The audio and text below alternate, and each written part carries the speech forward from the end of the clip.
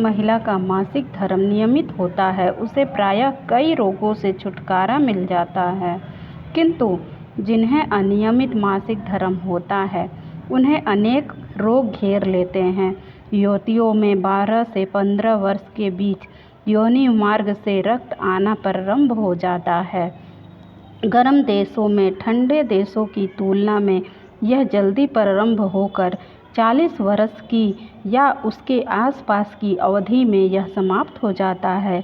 इस बारे में कोई निश्चित नियम नहीं है कि किस युवती को किस आयु में रक्तस्राव शुरू होगा और कब समाप्त।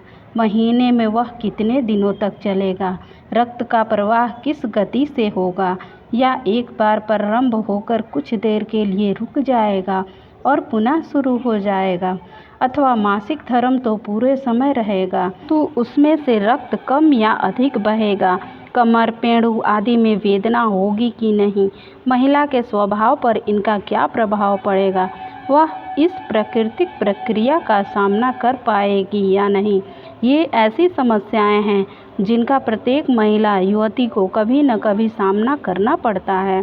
कुंवारियों को अज्ञान के कारण समस्याएं होती है और जब उनका समाधान नहीं हो पाता तो उन्हें दुविधा और मानसिक तनाव की स्थिति से गुजरना पड़ता है। उचित और सामयिक मार्गदर्शन, समस्याओं का समाधान, रोगों से बचाव और यदि कोई रोग हो जाए तो उसके निवारण का उपाय, सहानुभूति, उचित आराम, संतुलित भोजन, व्यक्तिगत स्वच्छता को प्राथमिकता देना और पक्षों पर माता, बड़ी बहन, भाभी या दादी, नानी आदि को कन्या से खुलकर निसंकोच रूप से बात करके उसकी सहायता करनी चाहिए।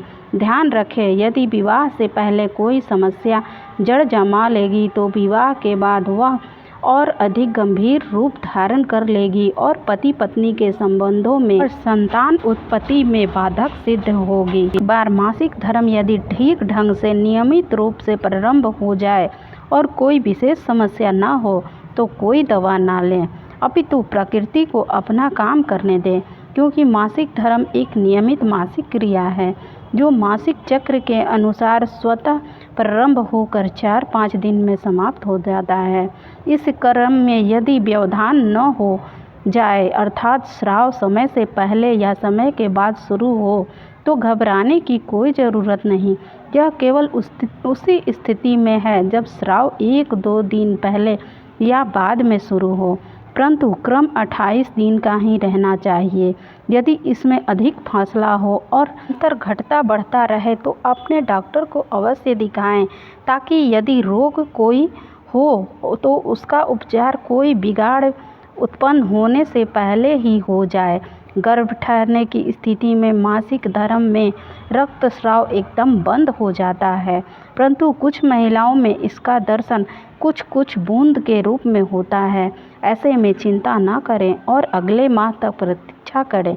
यदि रक्त की बूंद बहती या कपड़े पर लगती है या रक्तस्राव पुनः चालू हो जाता है तो महिला चिकित्सक से बात करके इलाज करवाएं। स्थापित हो या न हो, परंतु किन्हीं दशाओं में रक्त की कमी या रोग के कारण भी रक्तस्राव नहीं हो पाता। रक्त की कमी सामान्य या गर्भ की अवस्था दोनों में महिला के लिए ठीक नहीं, इसका उचित उपचार करावें। शरीर में रक्त की कमी या रक्त गुल्लम के कारण रक्त रुक जाता है।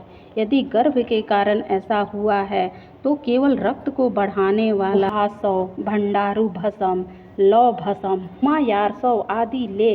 अन्य कारणों के दूर करने के लिए रजपर्वतनी वटी 3-4 रति की गोली दिन में 3 बार गर्म पानी से लें। यदि इसके साथ बांस की पत्तियां का काढ़ा पाव भर 200 या 250 मिलीलीटर दें तो और भी बेहतर रहेगा। योनि की स्वच्छता पर विशेष ध्यान दें। तो मेरी जानकारी आपको थोड़ी सी भी अच्छी लगी हो तो वीडियो को लाइक और चैनल को सब्सक्राइब कर बेल आइकन प्रेस करें, ताकि दी गई जानकारी आप तक पहुंचती रहे। वीडियो देखने के लिए धन्यवाद।